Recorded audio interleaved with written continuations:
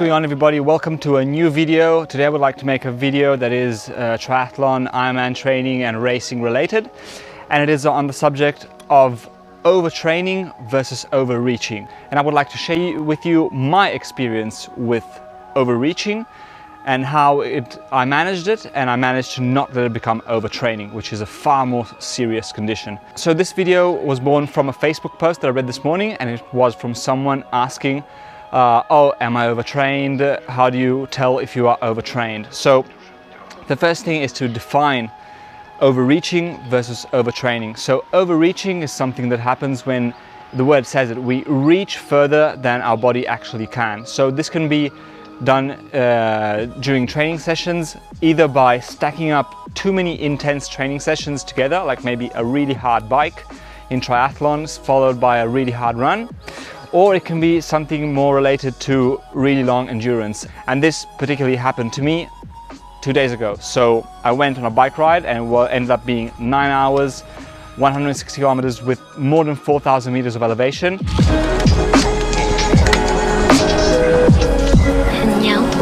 And that was overreaching for my capacities. Overreaching is something that has some symptoms but normally resolves in just a couple of days with some simple techniques.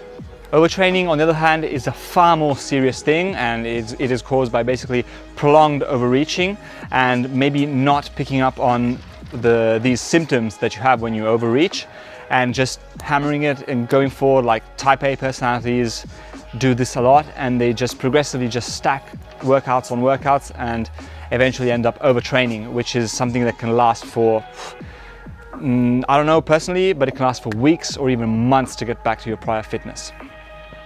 So overreaching, in my experience, I believe anybody who is training for a 70.3 or an Ironman will experience some degree of overreaching during the training. It's just, I think it's normal, because some of the sessions, especially for Ironman, the last sessions are really pushing yourself. So you will end up covering a lot of hours on the bike, a lot of hours running, and that is just, I believe, to some degree normal.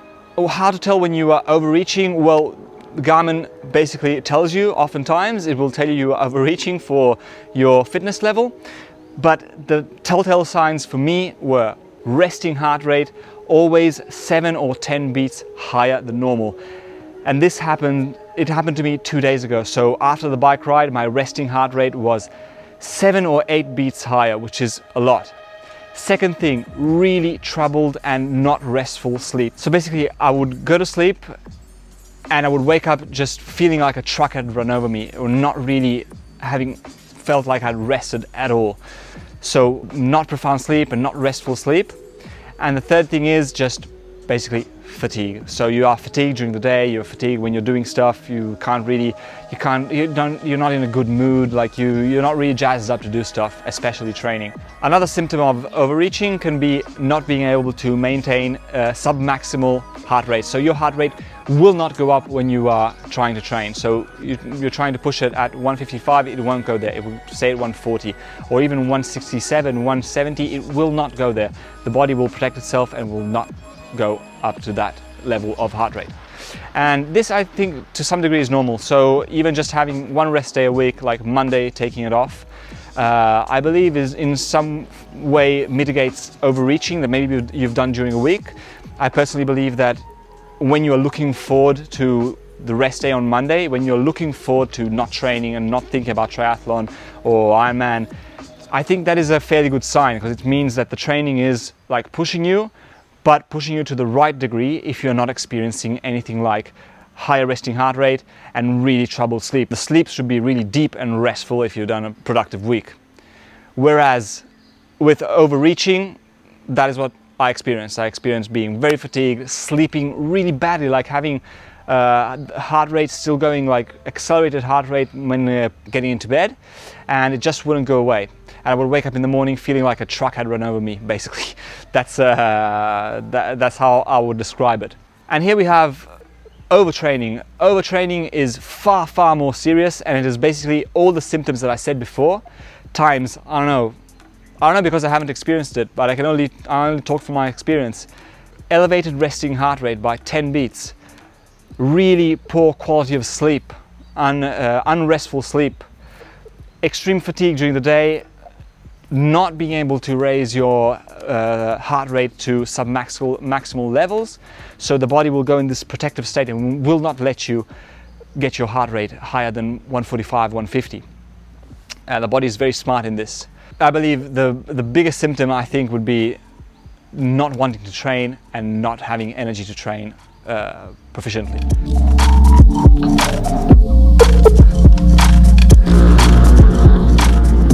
How to combat overreaching? So I'm referencing an article from active.com, and I think it's very simple, but it basically tells you what to do. So what they say to do is just take it easy, but not for one day. Take it easy for 3-4 days. So 2 days completely off. That's what I would do also. I would do this. I would take 2 days completely off, no exercise, nothing, no training. And then I would just kind of do a couple of days, easy sessions. So they say not more than 60 minutes, and I am absolutely on board with that. Not more than 60 minutes, nothing like longer. And then basically overreaching, it should resolve on its own. If you have an app that's called HRV for training, or if you use an Oura Ring, or even with a Garmin 945 where you have body battery, stress, and all your stats for resting heart rate, you can basically monitor this thing. The biggest overreaching I did in my life was, of course, full distance Ironman, and what happened was that I had all these symptoms for 10 to 14 days, and I believe this to be fairly normal. I think a lot of people who do these kinds of races, 9, 10, 11, 12, 15-hour races, I think basically everybody experiences these things after the race, because you are pushing yourself, you are overreaching. And Garmin told me on the marathon, aerobically overreaching, so I think it's fairly normal. What is not normal is having it happen every single week. Like if every single week you feel like so fatigued and you feel like a bus ran over you, it's maybe time to take a look at your training plan, take a look how you're stacking your sessions, and maybe just mixing things about so you don't have too hard sessions too close together, or that you're not doing too long stuff for what your body can absorb and perform. Basically, you have to train where your fitness level is at, not where you want it to be. And this I'm very guilty of. I'm very guilty of thinking I want to do this and trying to do it, and I ended up basically not training productively. So what exactly did I do to come back from overreaching when it was happening? What I did was, number one, back off the intensity and the load. So I would take 1 or 2 days off, no worries. I would maybe swim, I would do easy bikes. So maybe 1 hour, 1 hour and a half on local climbs, just chilling, and not much more of that. I would try and chill out like one day completely, like really chilling out, not even like doing like complex work stuff. I would try and get as much sleep as I could. I would take naps during the day, and I would try and be in bed at like 9 p.m. and not putting an alarm clock in the morning. Another thing I did was increase the quantity of carbohydrate I was eating, because when I would wake up and I would feel extremely fatigued, I would just eat maybe like 30% more carbohydrate for breakfast, and I would kind of like feel fairly better. And one final thing that I didn't do personally, but that I would do now, would be to not use stimulants. So not use caffeine and coffee or tea in those days when I'm trying to rest and recover.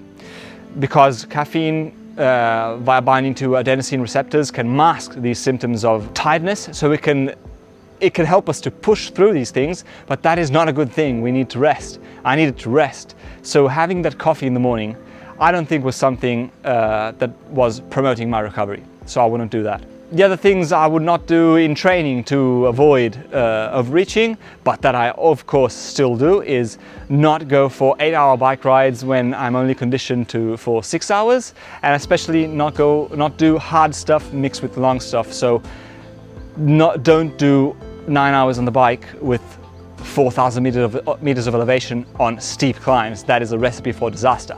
So my first experience with overreaching was during Ironman training, when I would do big weekends, maybe 200-kilometer rides, 4-kilometer swimming, and a long run, or maybe a really long run uphill, up mountains, and on Monday I would be toast.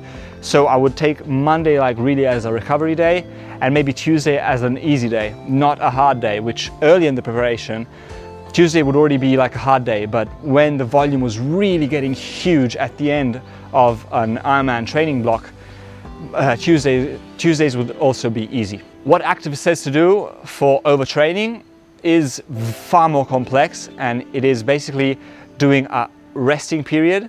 So taking some time to rest, unfortunately, and this can take however long it takes, I don't know. So active says to rest 2 weeks or up to 3 months, and nobody can tell that. Only we know our bodies, and only we can understand our bodies and listen to them. So basically needing to rest for a prolonged period of time and not doing like really intense sessions or really long stuff. So unfortunately, overtraining is something that I have not experienced, and I hope to never experience it, but it is something that needs to be addressed, and be addressed with rest and with taking a very hard look at how we are training and what's going on in our life, because it can be also impacted by totally other factors like super work stress combined with training, psychological stress. It can be so many different things. So there you have it. Learn from my mistakes. Please take care of yourself and watch out for these symptoms. If you experience them, don't be afraid to take 1 day completely off, 2 days completely off, maybe heck even a week, who knows. However long it takes you to get back to feeling like good and wanting to train. Hope you liked this video, hope you found these tips useful. I'm looking forward to making more videos like this. If you like this content, please consider subscribing to the channel and leaving a like. It would mean the world to me, and I'll catch you in the next video. Happy training. Oh,